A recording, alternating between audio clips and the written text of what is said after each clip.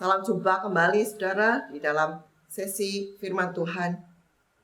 Tidak terasa sudah 6 bulan kita bersama-sama melalui masa pandemi ini. Dan kita bekerja dari rumah, sekolah dari rumah, dan segala sesuatu dilakukan dari rumah. Rumah menjadi pusat tempat kegiatan kehidupan pada saat ini.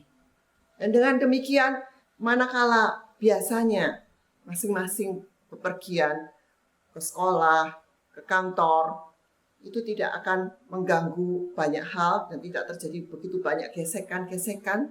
Tapi begitu kita lebih sering berkumpul, baik itu suami bertemu dengan istri, anak-anak yang tadinya bersekolah, bisa 8 jam di sekolah, ada yang mungkin lebih.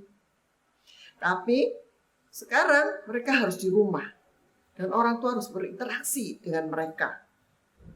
Nah, dengan kondisi yang seperti ini, tentu ada interaksi, gesekan terjadi, dan tidak menutup kemungkinan begitu banyak konflik-konflik terjadi di tengah keluarga masing-masing. Sebab itu, meskipun kita belum masuk saat new normal, namun begitu sudah maraknya kita mendengar tentang new normal, kita tetap harus mempersiapkan diri menghadapi semua hal yang terjadi menjadi dampak dari pandemi ini, untuk menghadapi kondisi bagaimana kita boleh beradaptasi dan kehidupan yang baru melewati pandemi virus corona ini. Untuk itu saudara, kita akan bersama-sama mulai memikirkan bagaimana kita ini memiliki kehidupan keluarga di era new normal. Di era yang kita harus beradaptasi dengan kehidupan yang baru. Dan di mana virus ini masih berkeliaran di mana-mana. Dan kita harus tetap menjaga jarak, menjaga segala sesuatunya supaya kita juga saling mempedulikan satu dengan yang lain. Dan tidak saling menularkan satu dengan yang lain. Mari kita bersama-sama memikirkan kira-kira dampak apa yang terjadi melalui kondisi kita bersama-sama bekerja dari rumah, segala sesuatu menjadi basisnya adalah rumah. Itu berarti kita bisa menemui dampak bagi keluarga, yaitu terjadinya konflik-konflik. Karena begitu banyak tergesek satu dengan yang lain.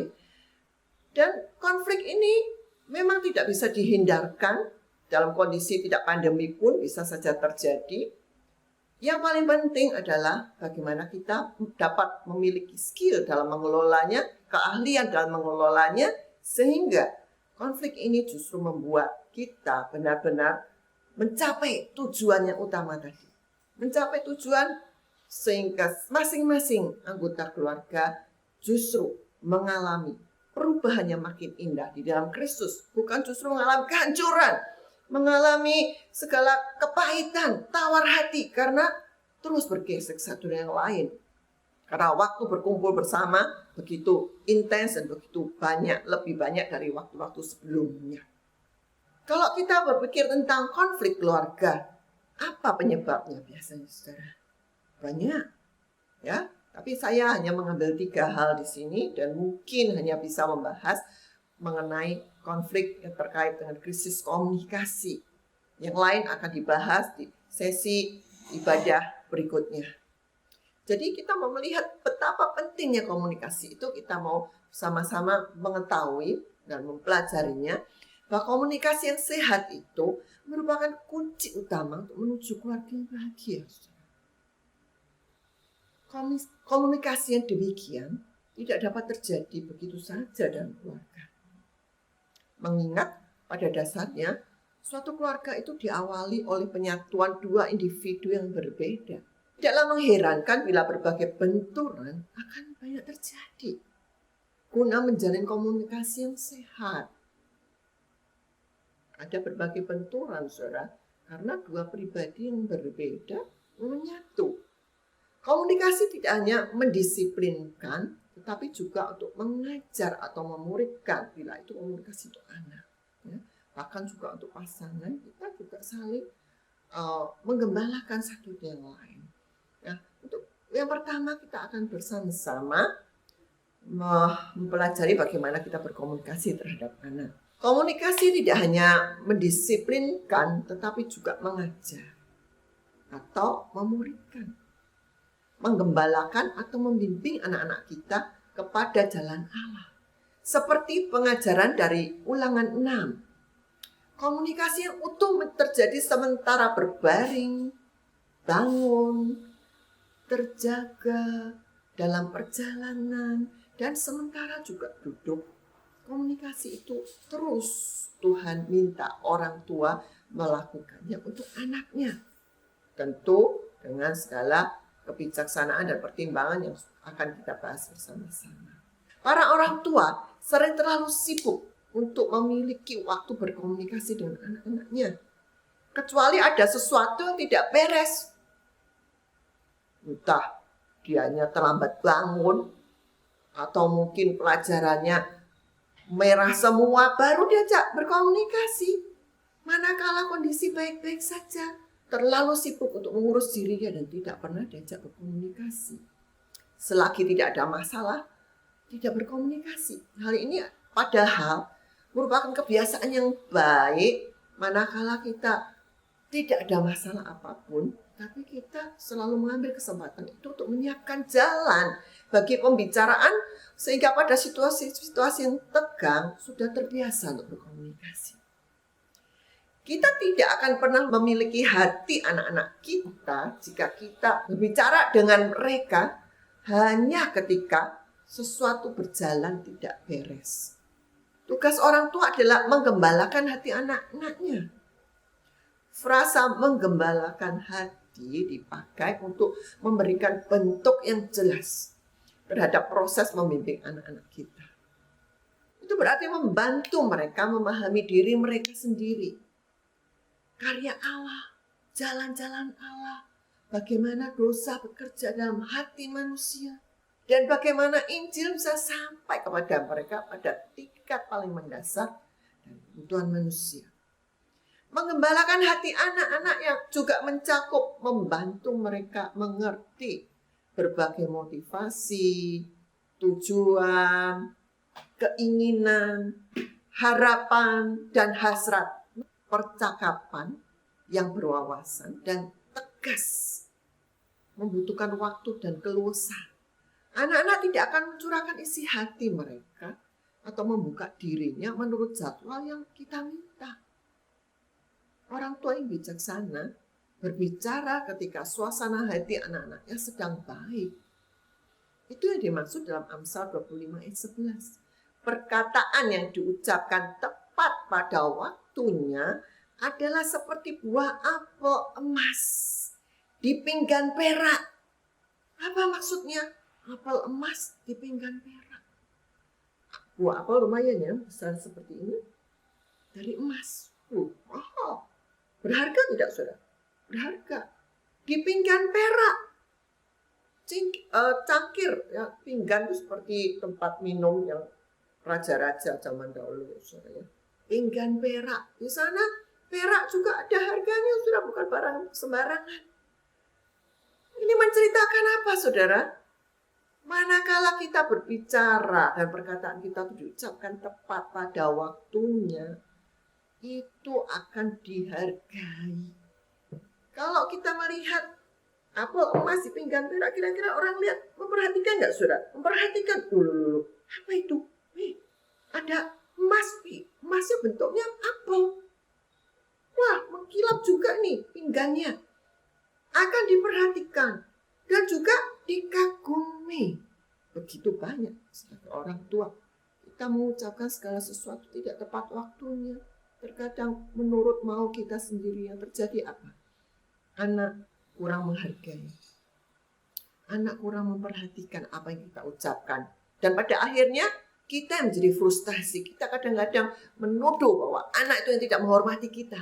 Padahal kita sendiri mungkin kurang bijaksana saat menyampaikannya. Ketika suasana hati anak nyaman untuk diajak berbicara, mereka akan sering mengajukan pertanyaan, mengemukakan komentar, menyatakan hal-hal yang kecil tertentu yang ada dalam hati mereka yang mungkin mereka tidak mengerti. Mereka sedang gumulkan.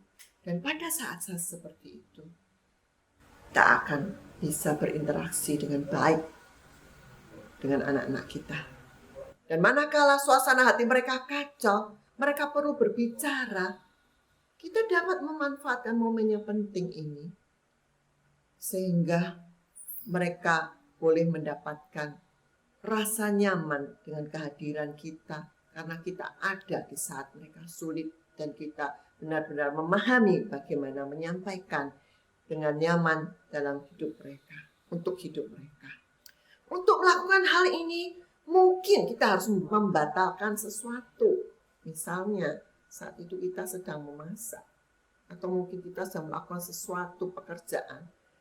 Kita perlu membatalkan terlebih dahulu, atau kita sedang janji dengan seseorang, kita batalkan terlebih dahulu karena kita melihat dia sedang dalam kondisi yang sedang galau, sedang ruwet, dan itu berarti ada pengorbanan dari diri kita.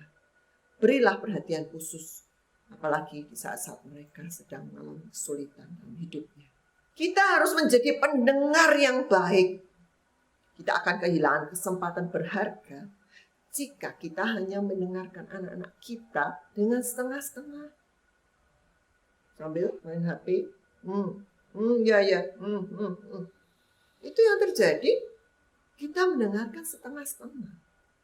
Cara terbaik melatih anak-anak kita menjadi pendengar yang aktif, mau mendengarkan nasihat kita pun, yaitu manakala kita mendengarkan mereka juga dengan penuh perhatian. Kita sering menuntut anak-anak untuk memperhatikan apa yang kita bicarakan dengan mereka. Tapi kita sering lengah untuk memberikan contoh bagaimana kita benar-benar memberikan waktu, hati, perhatian saat mereka berbicara dengan kita. Meskipun itu hal sepele, kita maksud mungkin hal yang sepele.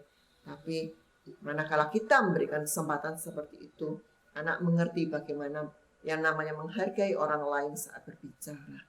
Yakobus 1 ayat 19, hai saudara-saudara yang kukasihi, ingatlah hal ini. Setiap orang hendaklah cepat untuk mendengar, tetapi lambat untuk berkata-kata dan juga lambat untuk marah.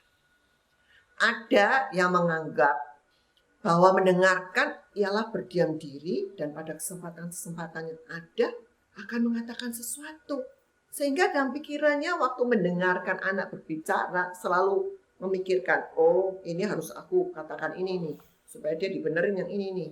Oh yang ini harus aku kasih contoh yang ini nih. Waktu kita tidak benar-benar mendengarkan dengan terfokus, kita bingung memikirkan apa yang akan kita sampaikan, nasihat akan kita berikan. Anak merasa, saudara, anak mengerti kondisi itu.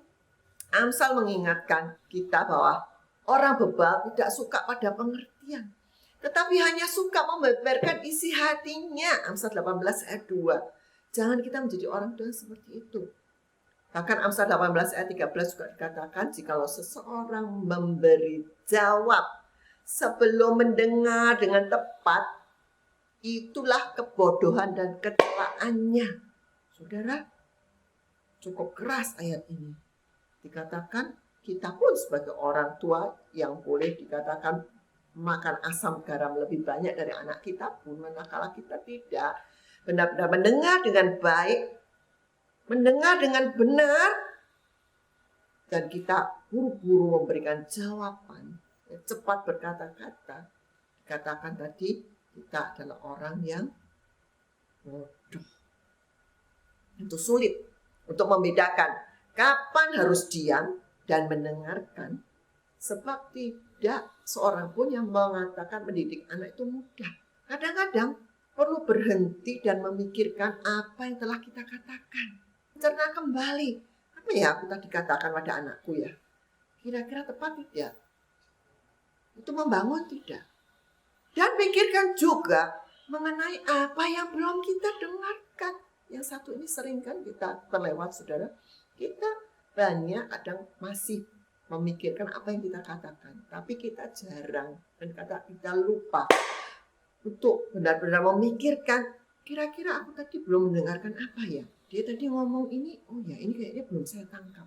Kalau memang terjadi seperti itu, kita harus mendapatkan kesempatan lebih jauh berikutnya supaya kita bisa mendengarkan hal yang tadi diutarakan kita belum benar-benar menangkap dengan tepat. Kadang-kadang orang tua kehilangan kesempatan berharga karena merasa terlalu lelah untuk memperhatikan.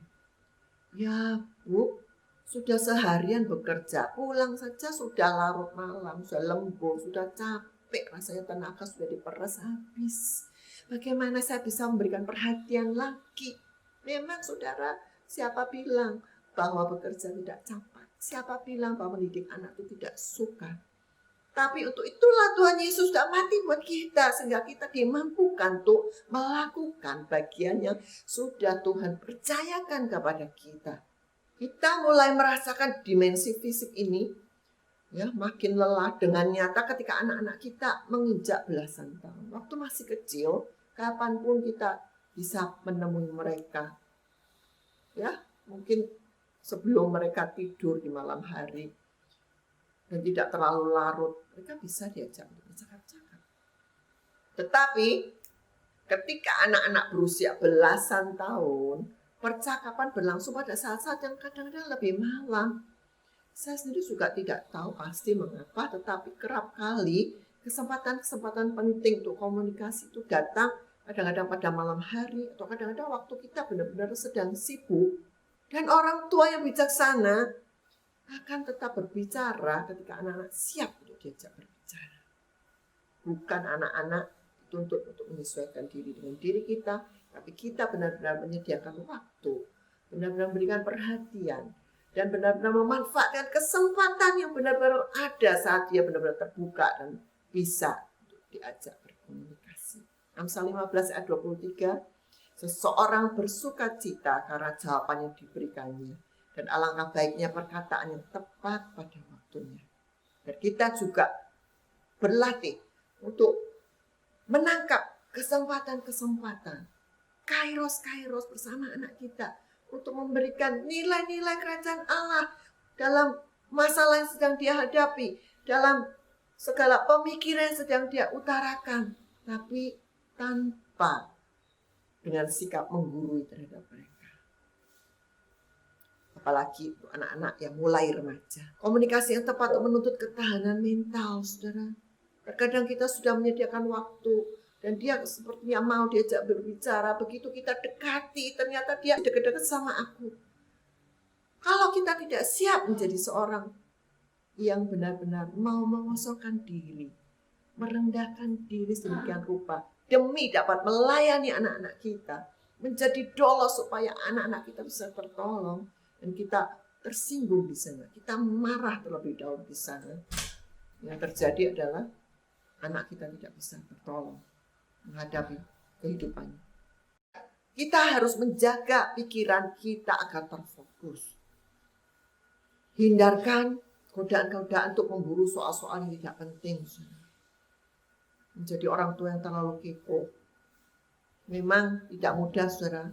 Kita sebagai orang tua inginnya anak-anak itu tanpa diminta ya cerita, dan bersyukurlah kalau sudah memiliki anak-anak yang bisa tanpa diminta mereka bisa dengan mudahnya bercerita apapun juga dari diri mereka.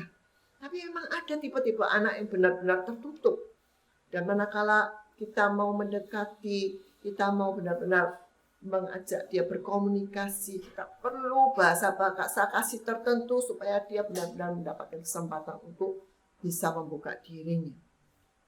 Sebab itu, kalau itu bukan hal yang penting, jangan kita menjadi orang tua juga yang dalam tanda kutip kepo, saudara ya. Pertanyaan-pertanyaan tidak terjawab harus diajukan melalui cara-cara yang baru dan segar. Jangan sampai kita tanya sesuatu, dia tidak menjawab, bahkan dia menolak kita, disuruh kita keluar dari kamarnya. Itu sudah membuat kita jadi marah. Dan kita berkata, ini mama ya, kamu harus menghargai mama. Kamu sekarang harus jawab apa yang mama katakan sekarang juga. Ada yang bisa mereka jawab, tapi mereka jawab dengan kesel, dan mungkin cuma satu patah, dua patah kata atau satu kalimat, dan kita tidak mendapatkan kesempatan untuk menggali lebih jauh. Sebab kalimat yang diucapkan sebagai jawaban belum tentu jawaban yang sesungguhnya. Apa yang dia rasa, apa yang sedang dia gumulkan hari itu. Saudara, untuk berkomunikasi dengan anak, selain kita butuh yang namanya tadi menjadi gembala untuk mereka. Kita juga memberikan teladan kehidupan, dan kita juga perlu namanya berkorban lagi. Kita pencipta model dinamika kehidupan Kristen bagi anak-anak kita. Mereka melihat kehidupan Kristen itu seperti apa, dan kehidupan kita sebagai orang tua. Biarlah anak-anak kita itu bisa melihat diri kita yang memiliki identitas sebagai anak-anak Allah. Bukan identitas sebagai anak-anak yang suka membohong, atau identitas seorang yang pemarah. Tapi benar-benar melihat gambaran Kristus yang hadir dekat dengan kehidupan mereka. Kita harus memperlihatkan pembaruan hidup kita pada mereka juga. Tidak mudah ya Bu, betul tidak mudah. Tapi bukan berarti tidak mungkin, dan bukan berarti saudara tidak bisa. Kita akan dimampukan oleh kuasa Roh Kudus yang ada dalam diri kita. Dan manakala kita benar-benar mau belajar, berlatih terus-menerus. Nyatakanlah sukacita, pertobatan, serta rasa syukur kita. Bila kita merasa berhak untuk mencari tahu dan pengakuan yang jujur dari anak-anak kita, itu juga tergantung pada kesediaan kita sendiri melakukan hal yang sama. Kita menuntut anak-anak kita tuh jujur, betul? Ngaku kalau ada apa-apa, kalau dia melakukan segala kekeliruan. Tapi manakala dia tidak mendapatkan teladan dari kita, bahwa kita pun kalau salah kita ngaku salah. Kalau misalnya kita sudah melakukan sesuatu yang dalam tanda kutip di mata dia sebagai sebuah tindakan yang kurang jujur, kita juga minta maaf. Kita mengakuinya. Mereka tidak mendapatkan contoh itu, dan saudara, tindakan kita akan lebih berbicara daripada ribuan kata-kata yang kita katakan. Sekalipun sebagai orang tua kita tetap perlu berkata-kata, mengucapkan banyak hal akan kebenaran-kebenaran firman Tuhan pada anak kita.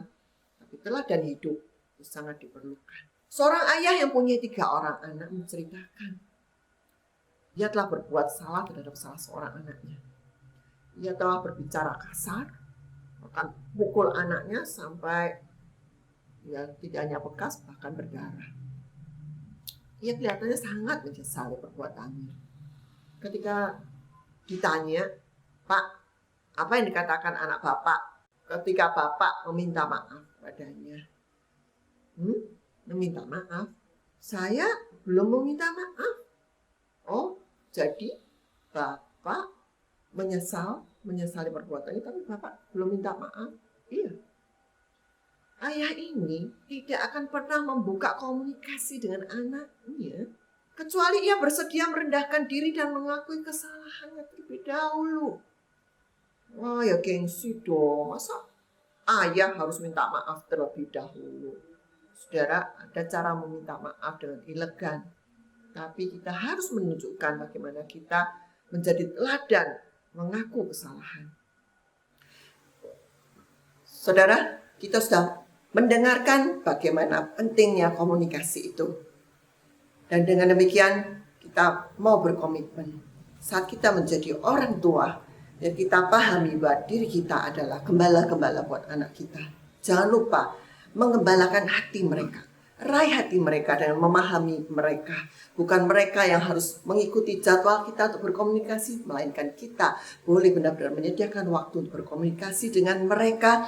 Dan juga satu hal lagi, jangan lupa kita menjadi orang tua yang bijaksana, mengerti waktu yang tepat untuk berbicara pada anak-anak kita.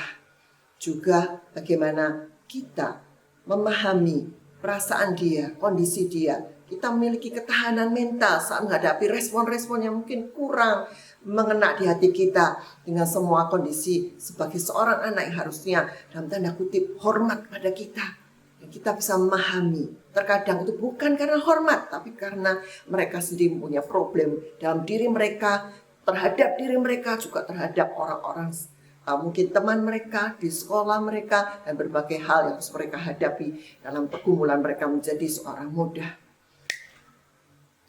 Mari kita bersama-sama benar-benar meminta pertolongan daripada Tuhan, kuasa Tuhan yang memampukan kita tidak mengeluarkan kata-kata yang kasar, tidak mengeluarkan kata-kata yang tidak bijaksana sehingga menyakiti hati anak-anak kita, melainkan kita boleh mengeluarkan berkat, mengeluarkan kata-kata yang membangun sehingga mereka boleh mendapatkan nilai-nilai kehidupan yang luar biasa. Tidak hanya nilai yang kita ucapkan, melainkan nilai yang benar-benar kita hidupi karena kita berikan teladan hidup yang sesuai dengan apa yang kita ucapkan itu.